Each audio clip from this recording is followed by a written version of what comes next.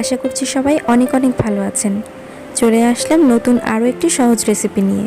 আজ দেখাবো কিভাবে সহজভাবে জিলাপি তৈরি করতে পারবেন। আমার মনে হয় এর থেকে সহজ জিলাপির রেসিপি আর হতেই পারে না, কারণ এই জিলাপিটি আমি কোনো প্রকার টক দই, বেসন কিংবা চালের গুঁড়া ছাড়াই তৈরি করে দেখাবো। আশা করছি রেসিপিটি সবার কাছে সহজ মনে হবে এবং ভালো লাগবে। ভালো লাগলে লাইক, কমেন্ট, শেয়ার করে আমাকে সাপোর্ট করবেন এবং এরকম আরও সহজ এবং মজাদার রেসিপিগুলো পেতে আমার চ্যানেলটি সাবস্ক্রাইব করে আমার সাথেই থাকবেন। চলুন শুরু করা যাক। জিলাপি তৈরির জন্য প্রথমে একটি ব্যাটার তৈরি করে নিচ্ছি, আর সেজন্য একটি মিক্সিং বোলে নিয়ে নিচ্ছি 1 কাপ পরিমাণে ময়দা, আর 1 কাপ ময়দার জন্য নিয়ে নিচ্ছি হাফ চা চামচ বেকিং সোডা। আর এখানে অবশ্যই বেকিং সোডাটা নিতে হবে, বেকিং পাউডার নিলে কিন্তু হবে না। এর মধ্যে 1 চিমটি লবণ দিয়ে দিচ্ছি, তবে আপনারা যারা মিষ্টি খাবারে লবণ পছন্দ করেন না তারা চাইলে স্কিপ করতে পারেন। দিয়ে দিচ্ছি 1 টেবিল চামচ রান্নার তেল, তবে এর পরিবর্তে ঘিও ব্যবহার করা যাবে। টক হিসেবে আমি ব্যবহার করছি প্রায় 1 চা চামচ লেবুর রস, তবে এর পরিবর্তে সিরকা অথবা টক দই ব্যবহার করা যাবে। এখন সবগুলো উপকরণ খুব ভালোভাবে মিশিয়ে নিচ্ছি। মিশানো হয়ে গেলে এর মধ্যে অল্প অল্প করে পানি যোগ করে একটা ঘন ব্যাটার তৈরি করতে হবে, তবে একবারে অনেকগুলো পানি ব্যবহার করতে যাবেন না, এতে ব্যাটারটা বেশি পাতলা হয়ে যাওয়ার সম্ভাবনা থাকে। আর এই মিক্সিংয়ের কাজটা কিন্তু হ্যান্ড উইস্ক ব্যবহার না করে হাত দিয়ে করাই ভালো। ভিডিওতে যেভাবে দেখছেন ঠিক এভাবে মিক্স করার চেষ্টা করবেন, এতে করে জিলাপিগুলো ফুলতে সাহায্য করবে।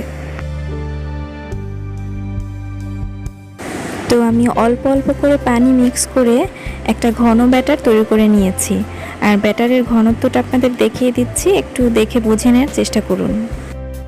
ব্যাটারটা কিন্তু হাত থেকে খুব স্মুথলি পড়ছে না, এটা কিন্তু একটু সময় নিয়ে পড়ছে, আর এটা কিন্তু খুব একটা ঘন না, আবার খুব বেশি পাতলাও না।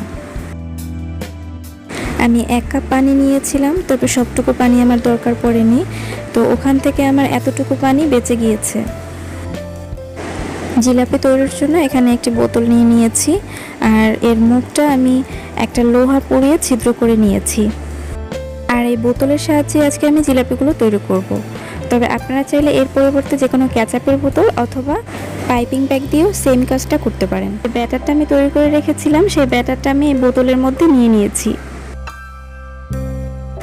এখন জিলাপির জন্য শিরাটা তৈরি করে নিচ্ছি, আর সেজন্য একটা পাত্রে নিয়ে নিচ্ছি 1.5 কাপ পরিমাণে চিনি। 1.5 কাপ চিনির জন্য আমি নিয়ে নিচ্ছি হাফ কাপের থেকে কিছুটা বেশি পরিমাণে পানি। চিনি শিরাটা কিন্তু একটু ঘনই হবে, আর এভাবে যদি প্রথমেই কম পানি দিয়ে জাল করা হয় সেক্ষেত্রে কিন্তু জাল করে পানিটা কমানোর দরকার পড়ে না, এমনিতেই ঘন শিরা হয়ে যায়। ফ্লেভারের জন্য 2টো এলাচ দিয়ে দিয়েছি। এখন চুলার আঁচ মিডিয়াম রেখে নেড়েচেড়ে একটা বলক তুলে নিচ্ছি এবং অপেক্ষা করছি চিনিটা পুরোপুরি গলে যাওয়া পর্যন্ত।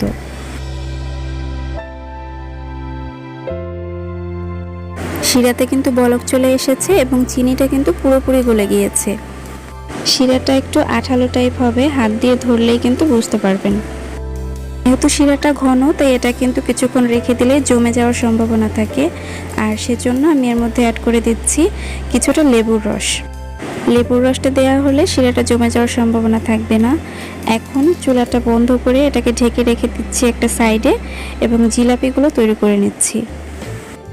জিলাপিগুলো ভাজার জন্য চুলা একটা প্যান বসিয়ে দিয়েছি, এবার এর মধ্যে পর্যাপ্ত পরিমাণে তেল দিয়ে দিচ্ছি।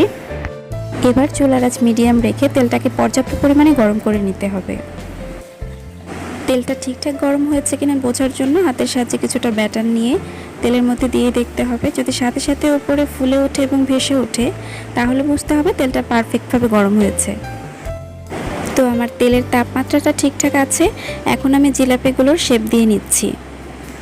যেহেতু আমি প্রফেশনাল না এবং জিলাপি সচরাচর তৈরি করাও হয় না, তাই আমার জিলাপির শেপগুলো কিন্তু ততটা সুন্দর হবে না, তবুও যেভাবে পারি করার চেষ্টা করছি এবং যতটুকু শিখতে পেরেছি সেটাই আপনাদের সাথে শেয়ার করছি। জিলাপির শেপ দেওয়ার ক্ষেত্রে যদি ব্যাটারটা খুব উপর থেকে ফেলা হয় তাহলে কিন্তু ব্যাটারটা আঁকাবাঁকা হয়ে যাবে, অর্থাৎ জিলাপির শেপটা কিন্তু ঠিকঠাক হবে না। তাই ব্যাটারটা তেলের খুব কাছ থেকে দেওয়ার চেষ্টা করবেন। তবে যারা একদমই জিলাপির শেপ দিতে পারেন না তাদের জন্য আরেকটি সহজ পদ্ধতি দেখিয়ে দিচ্ছি। এরকম একটি চামচ ছিদ্রযুক্ত বা ছাঁকনি দিয়ে তেলের মধ্যে ডুবিয়ে রেখে এর উপরে ব্যাটারটা ফেলতে হবে। এভাবে তৈরি করলে কিন্তু খুব সহজেই আপনি সবগুলো জিলাপি একই সাইজের তৈরি করতে পারবেন এবং সবগুলো জিলাপি কিন্তু গোল হবে। এবার সবগুলো জিলাপি আমি চুলার আঁচ মিডিয়াম রেখে উল্টে পাল্টে ব্রাউন কালার করে ভেজে নিচ্ছি। আমার জিলাপিগুলো কিন্তু ভাজা হয়ে গিয়েছে। এবারে এগুলো তুলে তেল ঝরিয়ে সরাসরি গরম শিরার মধ্যে দিয়ে দিতে হবে।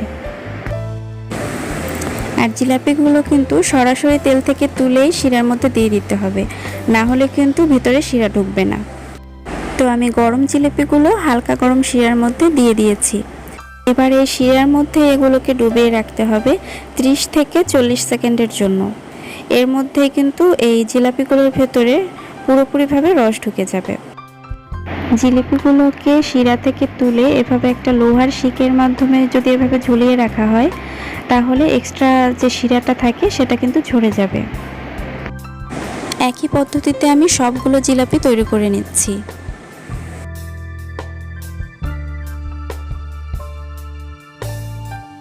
দেখলেন তো কতটা কম সময়ের মধ্যে এবং কম উপকরণে এই জিলাপিটি তৈরি করে ফেললাম। আশা করছি রেসিপিটি সবার কাছে সহজ মনে হয়েছে।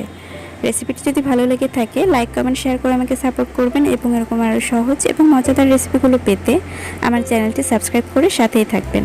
আজ এ পর্যন্তই, ফিরে আসছি নতুন কোনো রেসিপি নিয়ে। সে পর্যন্ত সবাই সুস্থ থাকুন, ভালো থাকুন এবং নিরাপদে থাকুন। আল্লাহ হাফেজ।